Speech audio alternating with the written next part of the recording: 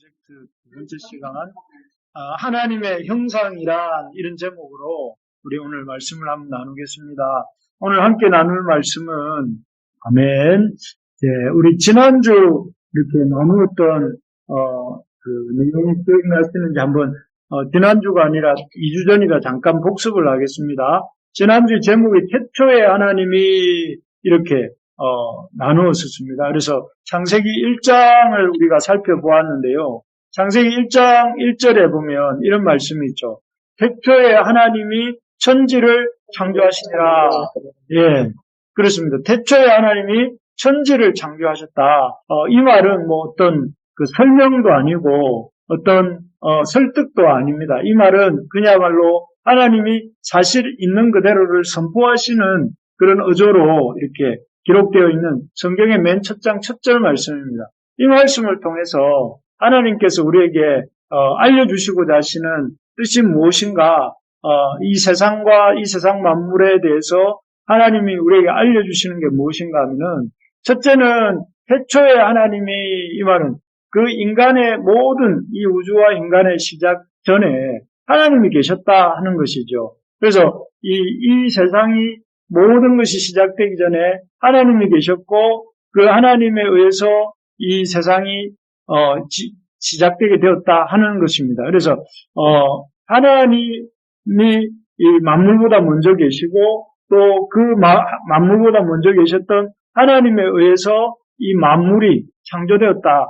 왜냐하면 이 당시에 창세기의 독자가 창세기를 모세가 기록했는데, 그 모세에 의해서 이 창세기를 이렇게 받아들였던 그 이스라엘 백성들은 그 애굽에서 430년간 종살이를 하다가 나왔기 때문에 그 애굽의 여러 가지 신들을 이렇게 신들 다신 사이에서 살았습니다. 400여 년 동안. 그러다 보니 이 하나님 말고 이런 우상들을 많이 보았는데, 그런 사람들에게 이 세상은 그런 우상들에 의해서 존재하거나 우상들에 의해서 다스려지는 것이 아니라 하나님에 의해서 이 세상이 만들어졌고, 그 만물은 피조물일 뿐이고 하나님에 의해서 다스림받는 피조물일 뿐이라 하는 것을 이 모세가 분명하게 선포한 것이죠. 그래서 그들뿐만 아니라 사실 오늘날 우리도 마찬가지입니다. 우리도 이 세상 만물을 바라볼 때에, 사람들을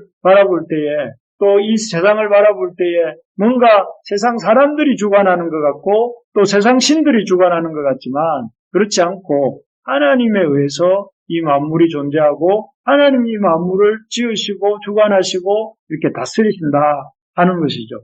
두 번째로 이렇게 우리가 기억나실지 모르겠지만, 하나님이 이 만물을 창조하셨는데 선하게 창조하셨다 하는 것입니다. 여기 이 선하게 이 말은 어떤 뜻이냐면은 죄가 없게, 하나님 보실 때에 이렇게 그런 어떤 죄가 없게, 그래서 도덕적으로 이렇게 선하게 지으셨습니다. 하나님은 선하게 이렇게 세상 만물을 지으시고 또 세상 만물들을 그렇게 이 선하게 지으신 결과 계속해서 창세기 1장에 반복되는 단어가 무엇입니까?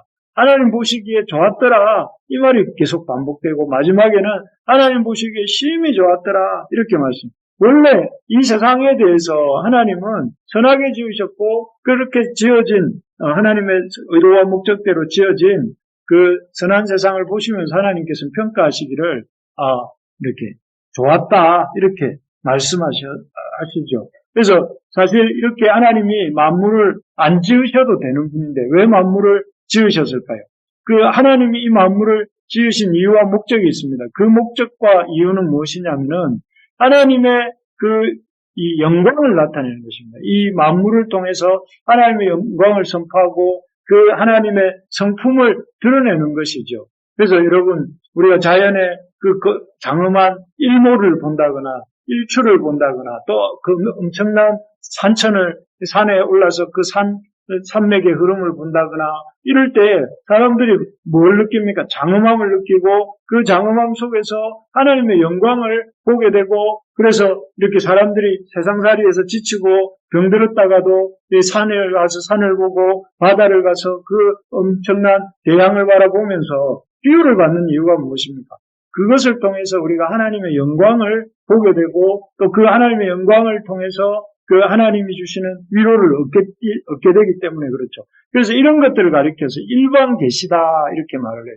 지난주 설명했죠. 이거는 자연과 하나님 지으신 피조물들을 통해서 사람들이 하나님의 존재, 조물주의 존재, 창조주의 존재를 이렇게 알도록 해주셨다 하는 것입니다. 그래서 어쨌든 하나님께서는 이 만물을 지으실 때 선하게 지으셨습니다. 그래서 세상에는 뭐 이원론이나 이런 것들이 있는데 그런 이원론에서는 이 물질은 악하다 또는 이 물질은 악하기 때문에 금욕을 하고 해야 된다 이러지만 성경은 만물을 선하게 지었다. 그래서 그런 아름다운 자연을 누리도록 이렇게 성경은 말씀하세요.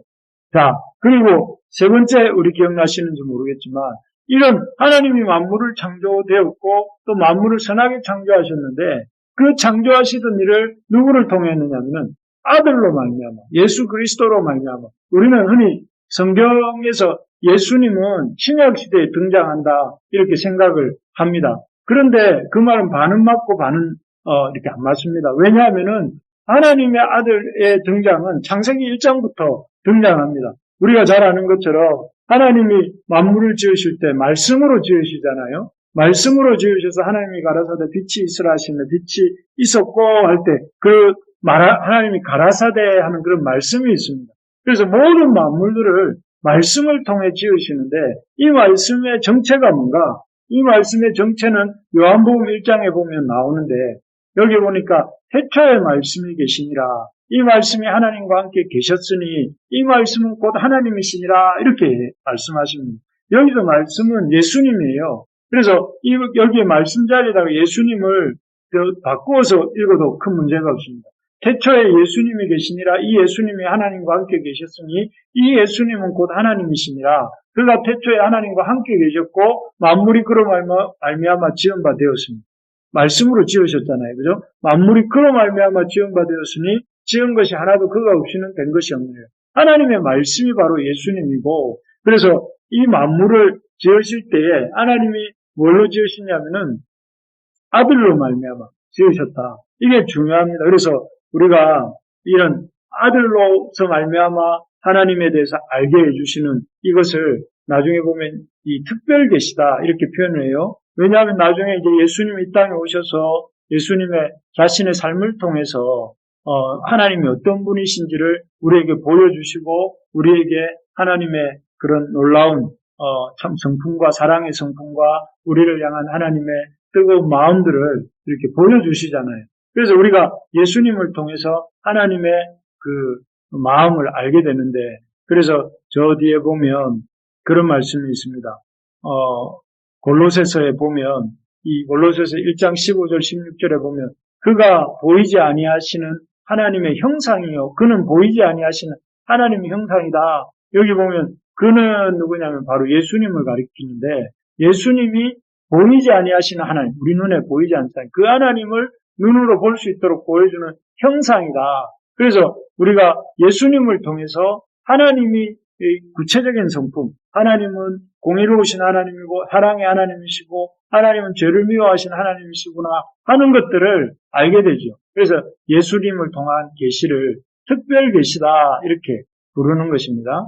그래서 우리가 지난주 여기까지 나누었습니다. 그래서 이제 오늘은 거기에 이어서 아까 제목에서 본 것처럼 하나님의 형상이란 무엇인가 이걸 나누어 보려고 합니다. 우리 오늘 주제가 하나님의 형상이란 이런 주제로 이렇게 나누었는데 아까 읽었던 본문을 한번 보시면 본문에서 이렇게 말을 합니다. 하나님이 이르시되 우리의 형상을 따라 우리의 모양대로 우리가 사람을 만들고 그들로 바다의 물고기와 하늘의 새와 땅과 가축과 온 땅과 땅에 기는 모든 것을 다스리게 하자 하시고 하나님이 자기 형상 곧 하나님의 형상대로 사람을 창조하시되 남자와 여자를 창조하시고 여기에 보면 하나님의 형상이라는 단어가 계속 등장합니다. 하나님의 형상대로 우리가 지난주에 태초에 하나님이 만물을 창조하셨고 만물을 선하게 지으셨고 또 예수 그리스도를 말미암아 지으셨다고 했는데 그러면서 우리가 마지막 날에 지은 하나님의 형상을 따라 지은 사람에 대해서는 우리가 이렇게 얘기하지 않았는데요. 여러분 사람이 이렇게 첫 젊은 부부가 자녀를 낳을 때에 그 자녀가 그 부모의 형상을 따라 이렇게 나아진 모습을 볼 때에 엄청나게 이렇게 기뻐하지 않습니까? 자신들의 이목구비를 닮은 아이를 바라보면서 심히 기뻐하는 것처럼 하나님께서도 당신의 이 형상을 따라 사람을 지으시고 그 지으신 사람을 보시기에 심히 좋았다 이렇게 성경에 나옵니다. 그래서 여기서 하나님의 형상이라는 것은 사실 하나님은 영이시기 때문에 형상이 없지 않습니까? 그런데 여기 성경이 말하는 하나님의 형상대로 지었다 이 말은 무슨 말을 의미하는 걸까요?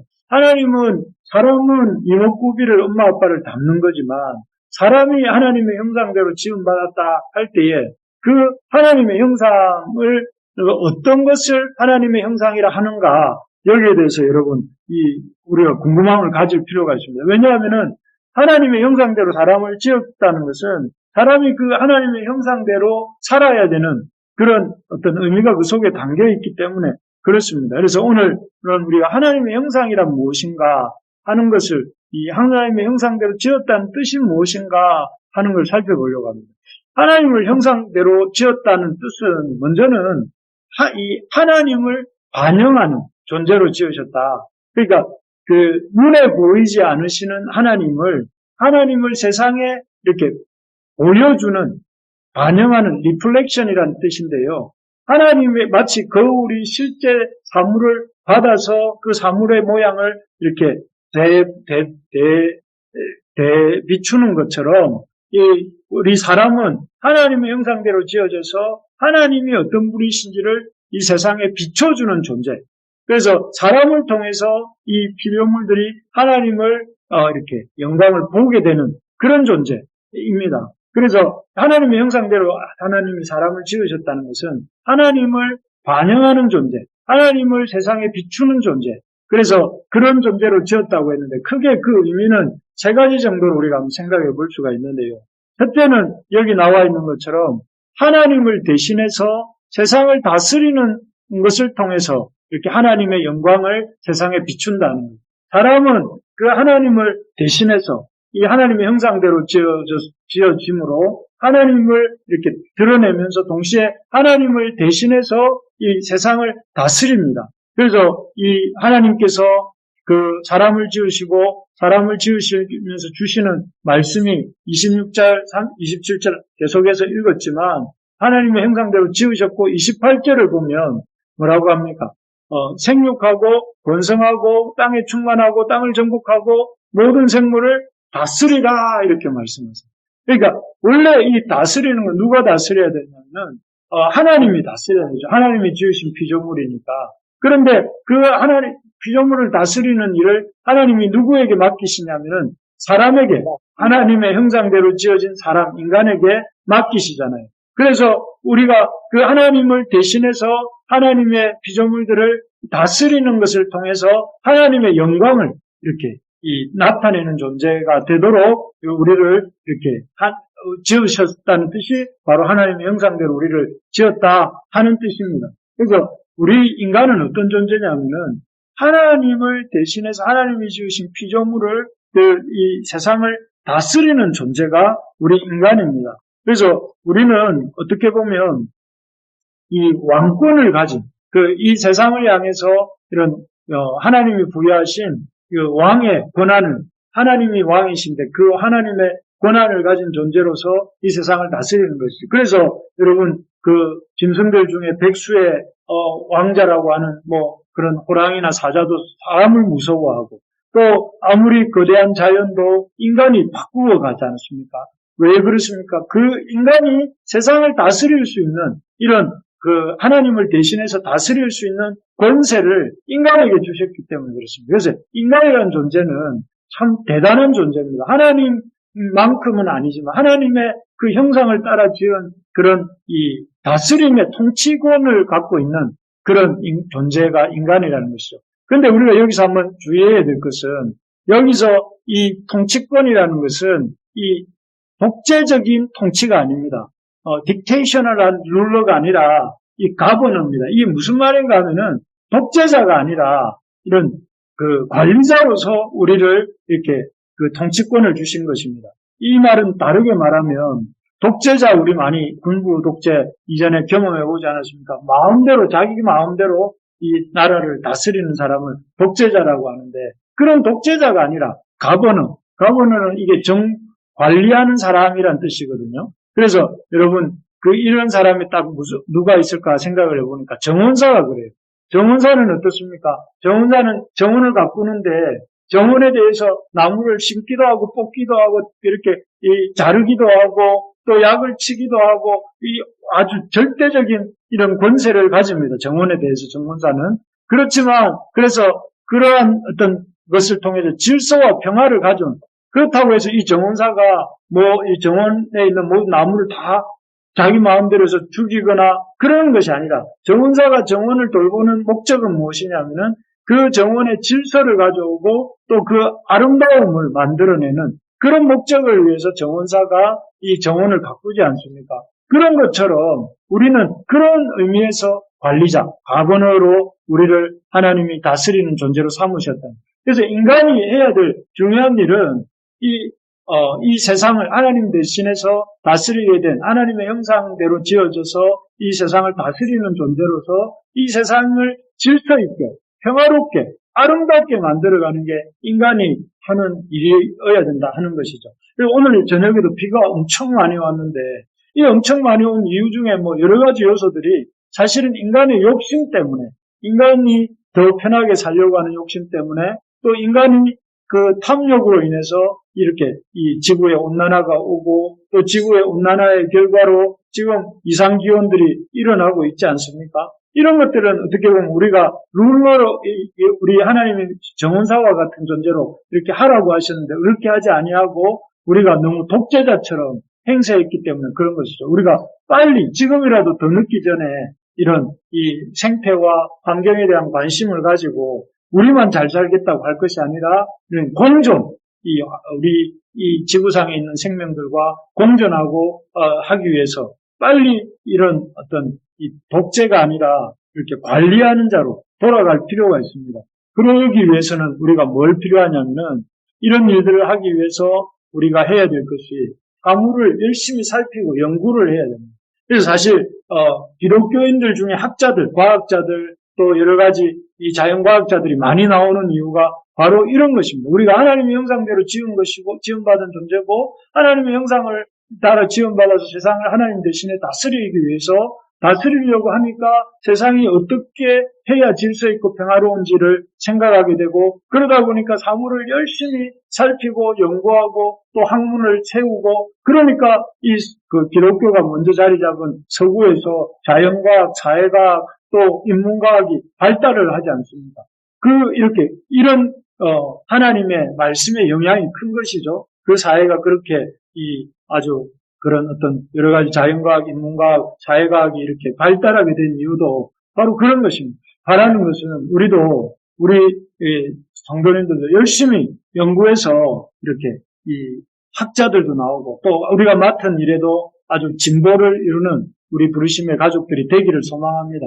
그래서 열심히 사물을 살피고 또 열심히 우리가 하고 있는 일을 연구해서 더 이렇게 질서 있게 또 더 아주 발전적으로 해나가는 우리가 되기를 원합니다. 그런데 이렇게 하나님이 세상을 다스리는 존재로 우리를 지으셨음에도 불구하고 오늘날뿐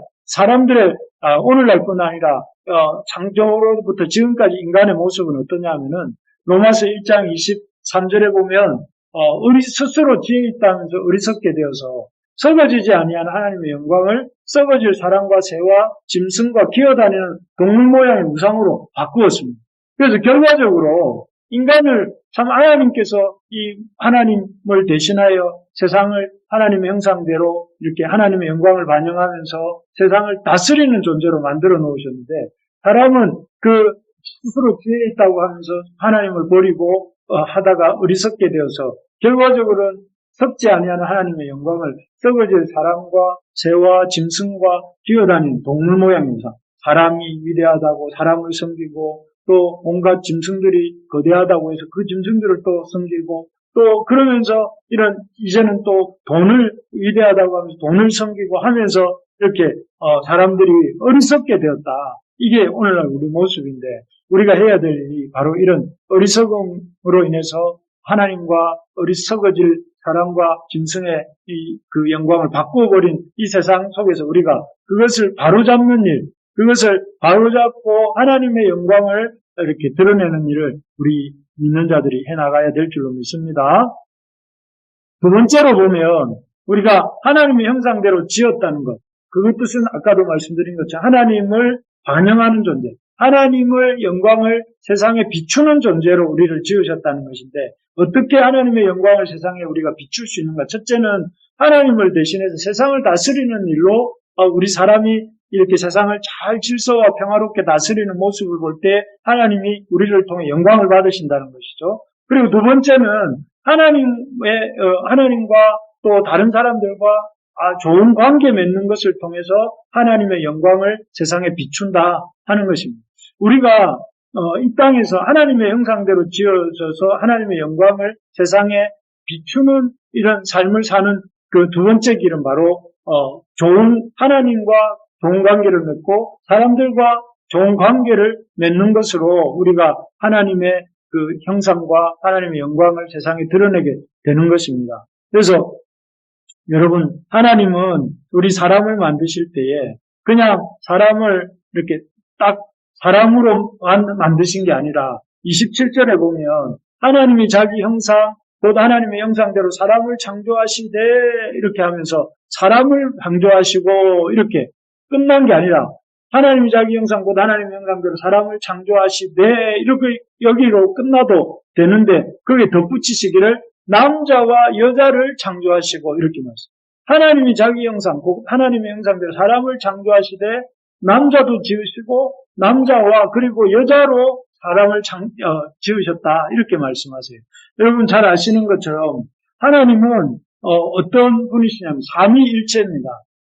성부와 성자와 성령이 그 한 본질 안에 세 위격이 있지 않습니까? 그런 것처럼 그러면서 성부와 성자와 성령께서 아름다운 사랑의 관계를 이루시고 또 그러면서 이런 공동체이면서도 이렇게 유니티 안에 다이버시티가 있고 다이버시티 안에 유니티가 있는 아주 이렇게 셋이면서도 하나이시고 하나이시면서도 셋으로서 이런 아름다운 사랑의 관계를 유지하고 계신데 그것처럼 사람을 지으셔서 사람을 남자와 여자로 지으심으로 남자와 여자가 서로 둘이면서 하나이고 하나이면서 둘이도록 그렇게 만드셔서 이런 교제를 이렇게 하도록 하신 것이죠. 그래서 사람이 1차적으로는 하나님 남자와 여자로 지었다는 것을 통해서 1차적으로는 사람이 하나님과 아름다운 교제를 나누고 그 다음으로는 옆에 있는 남자와 여자가 서로 아름다운 교제를 이루는 그런 존재로 이렇게 살아갈 때에 그래서 아담이 뭐라고 했습니까? 하와가 이렇게 하나님의 손에 이끌려 이렇게 자기에게 올 때 내 뼈 중에 뼈요 살 중에 살이야 이렇게 하와를 보고 말을 하는데 그 말을 쉽게 바꾸면 너는 나다 이렇게 나의 실제 그 말이 맞는 말이죠. 갈비뼈에서 나온 존재니까 너는 나다. 아담이 하와에게 그렇게 말을 했는데 그 말은 너는 분명히 실체적으로는 내 밖에 있는 다른 존재지만 하와가 그러나 그 영적으로 볼 때 주님의 눈으로 볼 때는 그런 어떤 별개의 존재가 아니라 나의 분신과 같은 존재다. 그래서 내 몸과 같이 나는 너를 사랑하겠다 이렇게 되는 것이고 또 하와도 이렇게 아담을 그렇게 너는 나다 하면서 서로 사랑하는 그래서 아담과 하와가 이렇게 둘이지만 하나처럼 서로 사랑하고 교제하는 그것이 그렇게 사는 모습을 볼 때 이 피조물들이 아담과 하와가 삼위일체 하나님처럼 이일체가 되어서 살아가는 모습을 볼 때에 그것을 통해서 하나님의 형상을 또 하나님의 영광을 세상에 반영하는 비추는 그런 역사가 일어나게 된다는 것이죠. 그래서 우리가 중요한 게 뭐냐면은 이 땅에서 우리가 하나님의 형상대로 우리를 지었다는 뜻은 우리가 이렇게 아름다운 관계를 맺음으로 여기 나오는 것처럼 하나님 그리고 다른 사람들과 관계 맺는 것으로 하나님을 반영한 하나님의 영광을 나타내는 것이고 그래서 남자와 여자로 만드셨다는 것입니다. 그래서 우리가 참 이 땅에서 가장 힘써야 될 일이 첫 번째가 뭐냐면 하나님과 아름다운 관계를 나누는 것입니다. 주님과 동행하는 삶을 사는 것이고, 그리고 그 다음에 이게 우리의 옆에 있는 이웃과 아름다운 관계를 맺어가는, 그냥 내 혼자 잘 먹고 잘 사는 게 중요한 것이 아니라 하나님과 아름다운 교제를 나누고, 또 옆으로는 내 이웃과 가까이 있는 내 가족과, 그리고 그 넓게는 내 일터의 사람들과 사랑의 관계를 누리며 살아가는 것이, 그리고 이 세상이 그런 사랑의 세상이 되도록 우리가 기여해 나가는 것이 우리 믿는 하나님의 백성들의 임무입니다. 그래서 이 세상에서 미움과 다툼과 시기가 사라지고 사랑과 희생과 섬김이 있는 그런 세상으로 만들어가는 것, 그것이 하나님의 나라고 우리가 해야 될 일인 것이죠. 그래서 우리 하나님께서 이 사람을 특별하게 그런 어떤 존재로, 이렇게 하나님이 사람을 지을 때도 그런 사람과의 관계를 생각하시면서 어떻게 지으십니까? 손수 사람을 빚으세요. 흙으로 사람을 만드시고 또 이 생기를 불어넣으시는데, 생기를 불어넣을 때 그냥 불어넣으십니까? 페이스 투 페이스, 얼굴과 얼굴이 대면하여야 이렇게 불어넣을 수 있지 않습니까? 하나님이 아주 어떤 피조물들은 다 말씀으로만 지으시지만 사람을 지으실 때는 직접 손수 만드시고 또 그 얼굴을 대면하면서 생기를 불어넣으시면서 하나님과 인간이 이렇게 친밀한 어떤 관계 속에서 지어지도록 하셨고, 그리고 그런 친밀한 관계를 인간이 일생 살아가는 동안 누리게 하시고 또 이렇게 갈망하게 하셔서 그 관계가 이루어짐으로 자연스럽게 그 하나님의 은혜를 받은 자가 이웃을, 가족을, 또 일꾼, 직장을 있는 사람들을, 또 교회 지체들을, 또 더 넓게는 온 세상 사람들을 그렇게 사랑하면서 살아가도록 하신 것입니다. 그래서 그런 사람의 그런 제대로 된 하나님의 형상대로 지어져서 바른 관계 맺는 그런 선례를 보이신 분이 바로 누구냐면은 예수님입니다. 예수님이 앞에서 우리가 살펴본 말씀인데요. 보이지 아니하신 하나님의 형상이라고 했어요. 그래서 그 예수님이 이 땅에 오셔서 하신 일이 무엇입니까? 위로는 하나님을 목숨과 뜻과 힘을 다해서 사랑하시고, 옆으로는 누구를 사랑하십니까?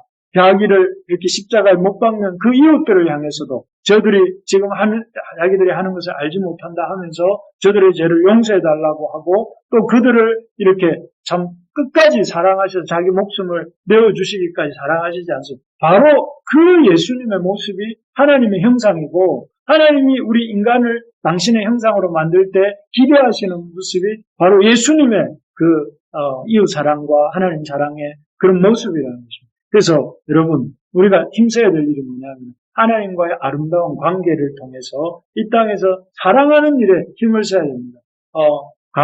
옆에 있는 형제 자매들을 사랑하는 일에 힘을 쓰고, 자기 자신을 사랑하고 형제를 사랑하고 또 내 가족을 사랑하고, 그래서 이렇게 사랑하는 일에 삶의 제 우선순위를 두고 열심히 사랑하며 살아가는 우리가 될 수 있기를 간절히 소망합니다. 그래서 그렇게 될 때 여기 보는 것처럼 삶의 최우선순위를 하나님과 관계 맺고, 또 그 다음에 이 다른 사람과의 관계에서도 그렇게 교제하는 우리가 될 수 있기를 소망합니다. 그리고 이제 이 하나님께서 사람을 하나님의 형상대로 지었다는 뜻은 세 번째로 보면 여기 보면 일하고 안식하는 믿음으로 하나님을 드러낸다. 그래서 첫째는 세상을 하나님의 뜻과 질서와 그런 평화의 목적에 맞게 다스릴 때에 그 모습을 통해서 하나님의 형상대로 형상을 드러내고 하나님의 영광을 반영하고, 두 번째로는 아름다운 관계를 맺음으로 하나님의 그 영광을 세상에 드러내므로 하나님의 형상을 나타내고, 그리고 세 번째는 일하고 안식하는 믿음으로 하나님을 반영한다, 이렇게 되어 있습니다. 여러분 아시겠지만 우리가 이렇게 성경에 대해서 흔히 오해하는 것 중에 하나가 뭐냐면은 이 노동이 죄의 결과다, 이렇게 생각을 합니다. 그래서 창세기 3장에 보면 아담과 하와가 범죄한 이후에 하나님이 아담에게 내 얼굴에 땀이 흘러야 이렇게 식물을 먹을 것이고 하는 그 구절을 근거로 해서 이 노동은 죄의 결과고, 그래서 우리 속에 은근히 노동을 싫어하고 노동을 할 수만 있으면 안 하고 싶어 하는 것이 이 노동이라고 생각을 합니다. 그런데 성경을 좀 더 조금만 더 깊이 보면 노동은 이렇게 타락 이후에 나온 것이 아니라 타락 이전에도 하나님이 노동을 이렇게 이 아담에게 명하셨던 것을 볼 수가 있습니다. 바로 지금 눈에 보고 있는 창세기 2장 15절인데 여기 보면 여호와 하나님이 그 사람을 이끌어 에덴 동산에 두어 그것을 경작하며 지키게 하시고, 이게 타락 이전의 말씀이잖아요. 여기 보면 하나님이 아담을 에덴 동산에서 이렇게 두시고 경작, 이렇게 땅을 일구고 또 씨를 뿌리고 물을 주고 그렇게 해서 이렇게 그 농사를 짓는 거지 않습니까? 그래서 땅을 이렇게 황폐한 그 풀이 가득 자라 있는 그런 땅으로 방치하는 것이 아니라 풀을 뽑고 땅을 갈고 씨를 뿌리고 물을 주고 그렇게 자라게 하는 것이, 그리고 또 그것이 잘 보존되도록 지키는 것. 농부가 마치 여름 더위에 또 이렇게 가을 바람에 식물이 이렇게 떨어지지 않도록 마르지 않도록 지키는 것처럼 아담도 그렇게 했다면, 그래서 노동이라는 것은 우리가 생각하는 것처럼 이렇게 안 해도 될 일을 우리가 하게 된 것이 아니라 하나님은 우리 하나님의 사람이 이렇게 경작하고 지키면서 노동함을 통해서 하나님이 만드신 세상을 하나님을 대신해서 이렇게 돌보도록 하신 것이 노동입니다. 그래서 노동은 결코 이렇게 우리가 천시하거나 노동을 아주 이렇게 노동하는 것에 대해서 가볍게 생각하거나 또는 아주 이렇게 낮게 생각해서는 결코 안 됩니다.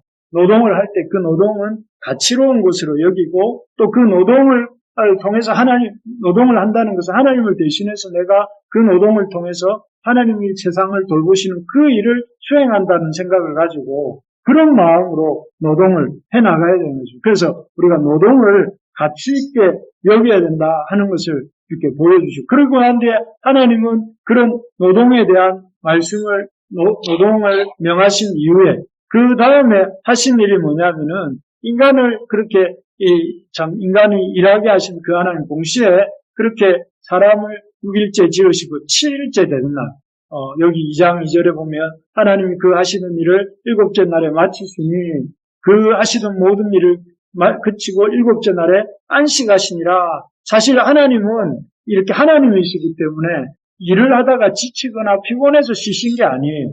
하나님은 너무 피곤하다, 이 일은 내가 너무 일을 많이 했더만 지쳐서 못하게 좀 쉬어야 되겠네 하면서 쉬시는 게 아니에요. 7째 날에 안식하시는 이유가, 하나님이 안식하신 이유는 너무 피곤해서 쉬신 것이 아니라 이 안식의 모범을 인간에게 보여주기 위해서 하시는 것이죠. 우리 인간은 이렇게 쉴 새 없이 노동하면 지치고 또 지치다 보면 병들고 또 그러다 보면 그 사람이 아주 이렇게 뜻한 대로 하나님이 원하시는 대로 살지 못하고 이렇게 끝날 수도 있기 때문에 하나님 그렇게 사는 것이 노동을 위해서 인간을 만든 게 아니라 하나님과 교제하고 하나님의 뜻 가운데 살아가기를 원하셔서 인간을 만들었기 때문에 그 6일간의 노동 이후에 제7일째 안식하심을 통해서 이렇게 하나님과 일하고 6일간 열심히 일하고 7일째는 안식하고 또 그 안식하는 중에 하나님과 교제함으로써 하나님이 주시는 신령한 은혜를 덧입고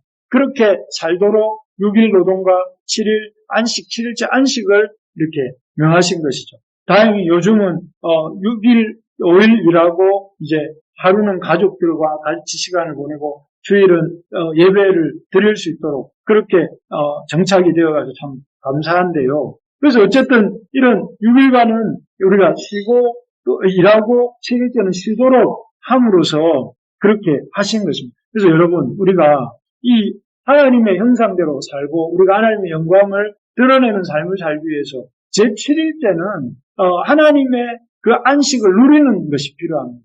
7일째는 쉽지 않지만 우리의 일들이 너무 많고 우리의 마음이 늘 분주하기 때문에 7일째 쉰다는 것이 이 사회시 시스템상 쉽지 않지만 그래도 이 원칙을 가지고 살아야 된다.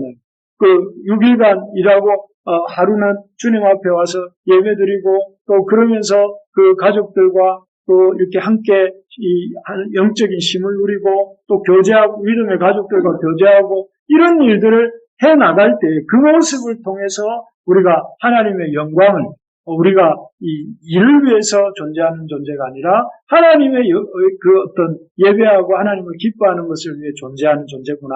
하는 것을 이 심을 통해서 우리가 이 일과 심을 통해서 우리가 보게 되는 것이죠. 자, 우리가 오늘 하나님의 형상이란 무엇인가 하는 것을 살펴보았습니다. 여러분, 하나님의 형상 이 세 가지가 뭐라고 말씀드렸습니까? 잘 기억하시겠지만 이렇게 말씀드렸습니다. 하나님의 형상대로 살았다는 것은 첫 번째로 하나님을 대신해서 세상을 다스리는 일을 통해서 하나님의 영광을 이 세상에 비추는, 반영한다는 말이 비춘다는 뜻이거든요. 하나님의 형상을 대로 산다는 것은 하나님을 대신해서 세상을 정원사처럼 잘 다스리고 또 잘 관리함으로써 그런 또 세상의 일에 이렇게 빠져 있는 것이 아니라 세상을 열심히 연구하고 체계를 세우고 그 일을 통해서 이렇게 세상이 잘 돌아가도록 이렇게 할 때에 그 모습이 하나님의 이 영광을 반영하는 모습이고 그런 모습이야말로 하나님의 형상이 드러나게 되는 상황이라는 것이죠. 또 하나는 하나님과 다른 사람들과 아름다운 관계를 맺고 또 그 관계 속에서 기뻐하면서 누리는 삶을 사는 것. 그것이 하나님의 형상대로 지어졌다는 것. 그리고 일하고 안식하는 믿음을 통해서 하나님의 그 형상과 영광을 우리가 나타낸다. 그래서 여러분 우리가 인생에서 제일 중요한 인생이 무엇인가? 인생은 인간의 삶이라는 무엇인가? 하나님의 형상을 드러내는 삶이 인생이다. 하나님의 형상을 드러내는 삶이란 무엇인가? 하나님의 그 영광을 세상을 향해 이렇게 보여주는 것이 하나님의 형상대로 하나님의 영광을 반영하는 인생이다. 어떻게 우리가 그렇게 할 수 있는가? 하나님을 대신해서 세상에 섬기는 것이 아니라 세상을 우상처럼 섬기는 것이 아니라 세상을 다스림으로 또 세상을 잘 개발하고 하나님의 뜻 가운데 규모 있게 잘 사용함으로써 하나님의 그 영광을 나타낼 수 있다. 또 하나님 안에서 하나님과의 관계를 이렇게 이루어가는 일에 관심을 갖고 하나님을 사랑하고 이웃을 사랑하는 것을 통해서 우리가 하나님의 영광을 세상에 나타낼 수 있다. 그리고 우리가 일도 열심히 하지만 그 일뿐만 아니라 하나님 안에서 안식하는 것을 이렇게 유지함으로써 이 일을 통해서 우리가 하나님의 영광을 세상에 비출 수 있다 하는 것입니다. 바라는 것은 우리 부르심의 가족들이 참 이런 하나님의 형상을 따라 하나님의 모양대로 우리를 지으신 그 하나님의 뜻을 잘 분별하고 이 세상에서 그런 어떤 하나님의 백성으로서 세상을 하나님의 뜻대로 잘 다스리고 하나님을 사랑하고 이웃들을 사랑하면서 그리고 열심히 일할 뿐만 아니라 열심히 또 하나님 안에서 안식도 누리는 우리 모두가 되어서 참 우리 교회 식구들 한 사람 한 사람을 통해서 하나님의 영광이 세상을 향해 비춰지는 부르심의 가족들이 가는 곳곳마다 하나님의 영광이 나타나는 그런 우리 모든 지체들이 되기를 진심으로 소망합니다. 그래서 우리를 통해서 하나님이 기뻐하시고 또 우리의 삶도 하나님 주시는 은혜가 충만한 우리 모두가 되기를 진심으로 소망합니다.